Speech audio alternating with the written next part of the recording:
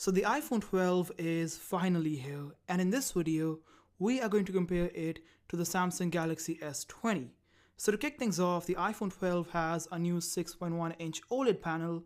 So Apple has officially left the LCD panel for a new Super Retina display, which makes 460 pixels per inch. And this thing also has a new ceramic coating, which makes the display 4 times stronger and more durable. Now the S20 has a 6.2-inch AMOLED display, making 563 pixels per inch.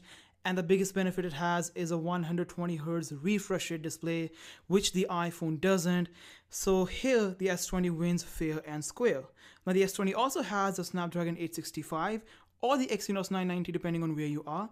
You have the Adreno 650 GPU, 4000 mAh battery, 8 or 12 gigs of RAM, ultrasonic fingerprint sensor, and 5G. And the iPhone 12 has the A14 Bionic. We have the Apple GPU, a 2815 mAh battery.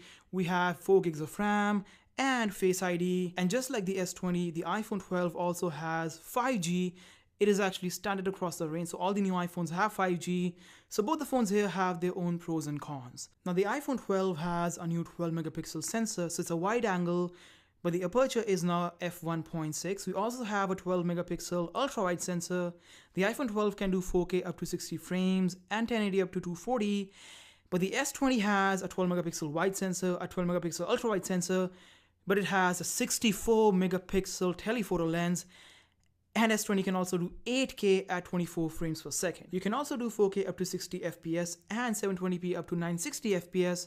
And you have a 10 megapixel front camera that can do 4K at 60 frames per second. Now the iPhone has a 12 megapixel sensor that can do 4K at 60 and 1080 at 120. Now the S20 comes in Cosmic Gray, Aura Red, Cloud Blue, Cloud Pink, and Cloud White. The prices start at $999. The stock storage is 128 and it is expandable. And the iPhone 12 comes in 2 new colors. We have blue and green, and we also have black, red, and white. And the prices start at $799. The storage is not expandable. It starts at 64, goes all the way up to 256, and obviously it is not expandable like the S20. Now both of them have their own pros and cons. Both of them are IP68 certified.